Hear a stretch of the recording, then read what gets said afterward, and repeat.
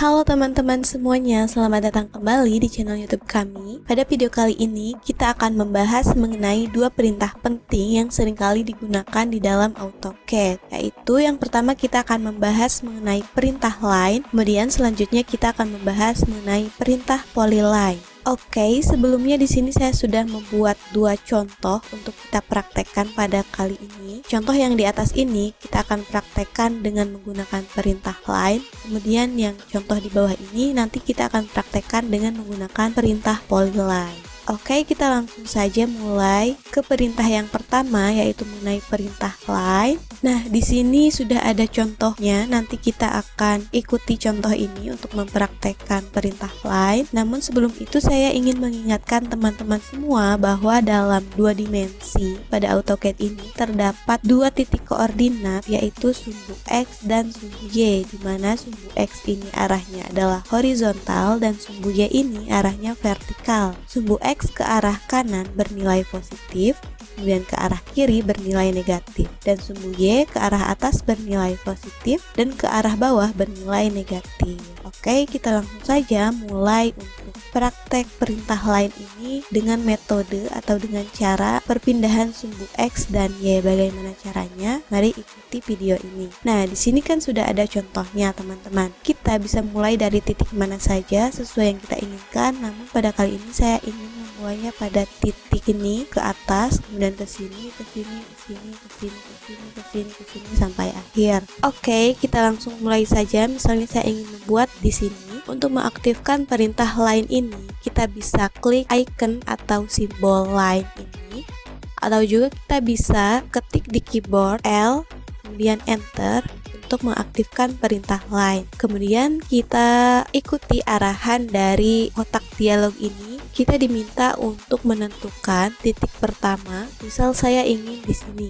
Nah, lalu bagaimana caranya untuk membuat garis dengan menentukan perpindahan sumbu X dan Y? Di contoh ini berarti garis pertama adalah ke atas, berarti dia nilai Y-nya adalah positif 600, sedangkan X-nya adalah 0, berarti kita ketik saja di keyboard X, Y, berarti X-nya adalah 0, kemudian koma, Y-nya adalah 600, kemudian enter. Nah, seperti ini. Lalu selanjutnya ke arah kanan sejauh 200 dan titik Y-nya adalah 0, maka kita ketik X-nya 200, kemudian koma, Y-nya adalah 0, kemudian enter. Lalu setelah itu dia ke arah bawah. Perhatikan di sini dia X-nya 200, kemudian Y-nya adalah 400. Namun Y-nya ini dia ke arah bawah, berarti dia negatif. Sehingga kita bisa ketik X-nya adalah 200, kemudian koma, Y-nya adalah negatif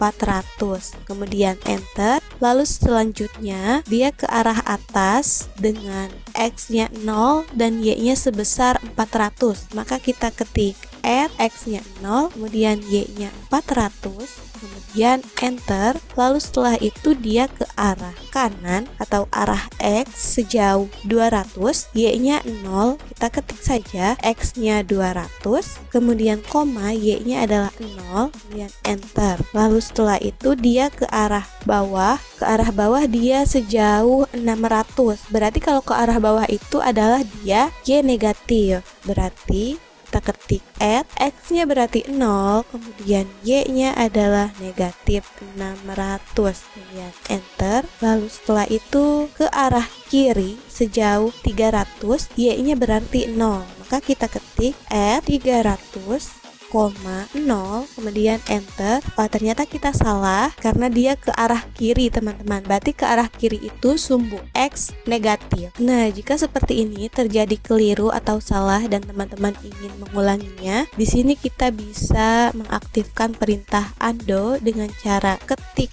U pada keyboard, kemudian enter. Nah, dia akan kembali ke sebelumnya. Lalu setelah itu kita ketik lagi X, berarti tadi X-nya adalah negatif 300, kemudian Y-nya adalah 0, kemudian enter. Nah, seperti ini. Lalu selanjutnya kemana arahnya? Nah, berarti dia arahnya adalah X-nya min 100 dan Y-nya adalah 200.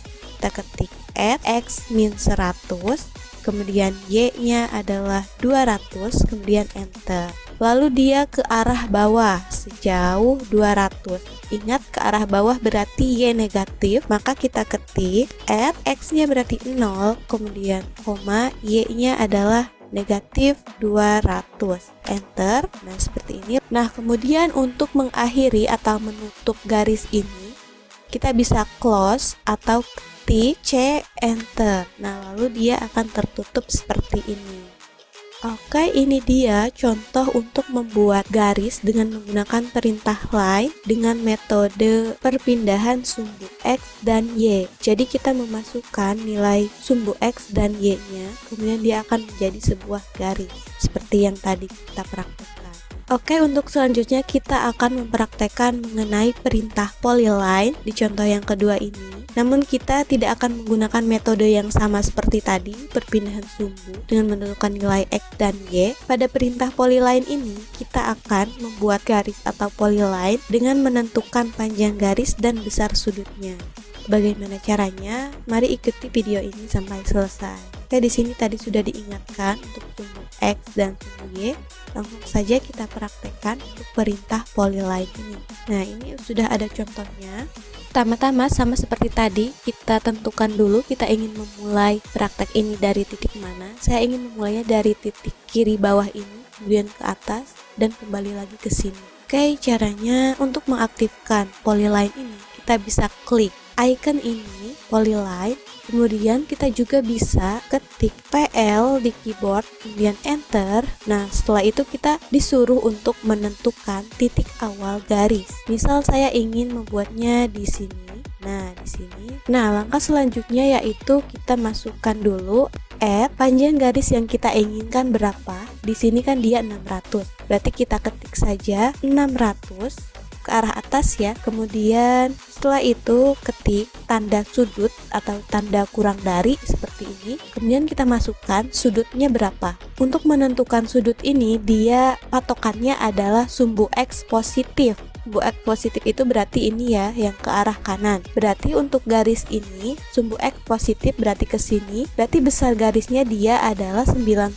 maka kita ketik 90 lalu enter. Nah, seperti ini. Lalu selanjutnya dia ke arah kanan sejauh 200. Kemudian berarti dia ini sudutnya adalah 0 derajat karena dia arahnya ke arah sumbu X positif. Oke, kita ketik saja add 200, kemudian tanda sudut, kemudian 0, lalu enter. Nah, lalu selanjutnya dia panjang garisnya 400 dan besar sudutnya adalah 60 derajat. Namun sudutnya ini dia searah jarum jam. Diingat kembali bahwa kalau searah jarum jam itu nilai sudutnya adalah negatif. Jadi kita tulis saja add 400, kemudian tanda sudut, dan kita tulis min 60. Enter. Oke, selanjutnya untuk panjang garisnya adalah 400 dan besar sudutnya adalah 60 derajat. Dia arahnya berlawanan dengan arah jarum jam, berarti nilai sudutnya adalah positif. Kita ketik saja add, kemudian 400 untuk panjang garisnya, kemudian tanda sudut, besar sudutnya 60 derajat, kemudian enter. Nah, seperti ini. Lalu sekarang dia ke arah kanan sebesar 200. Berarti add 200, kemudian dia sudutnya adalah 0, kemudian enter. Selanjutnya dia ke arah bawah sini sejauh 600. Kemudian berarti dia sudutnya adalah 90. Maka kita ketik add 600, kemudian sudut 90, enter. Oke, di sini saya salah ya teman-teman. Harus diingat lagi bahwa untuk Y positif itu arahnya ke atas dan untuk Y negatif itu arahnya ke bawah, dan di sini dia arahnya ke bawah berarti dia harusnya negatif. Oke, kita undo saja, ketik U, enter. Nah, kita ketik lagi add 600, kemudian sudut min 90. Nah, seperti ini, maka dia sesuai. Setelah itu, untuk mengakhiri garis, kita bisa ketik C untuk close, kemudian enter. Nah, seperti ini kita sudah mempraktekkan untuk perintah polyline dengan contoh ini. Lalu apa untuk perbedaan dari perintah line dan polyline? perintah line dan polyline ini sama-sama untuk mengaktifkan perintah membuat garis, tetapi apa yang membedakan antara line dengan polyline ini? Teman-teman di sini bisa lihat. Nah, ketika kita klik garis line yang sudah kita buat, dia seperti ini. Dia terkenanya satu persatu seperti ini. Sedangkan untuk polyline ketika kita klik atau kenai, dia akan menjadi satu kesatuan. Jadi, hasil akhir atau output dari perintah line ini dia hanya berupa garis satu persatu yang terpisah seperti ini contohnya. Dia terpisah antara ini dengan ini, dia tidak menjadi satu kesatuan. Sedangkan untuk perintah polyline ini, hasil akhir dari garis yang kita buat, dia akan menjadi satu kesatuan yang tidak terpisah, sehingga membentuk sebuah bidang. Untuk lebih jelasnya mengenai perbedaan dari output line dan polyline ini, kita bisa melihatnya dengan melakukan extrude. Caranya adalah kita klik dulu untuk tampilan perspektif. Lalu setelah itu ketik EXT untuk mengaktifkan perintah extrude, kemudian enter. Setelah itu kita pilih objeknya yang mana saja, yang ini dan saya ingin yang ini, enter.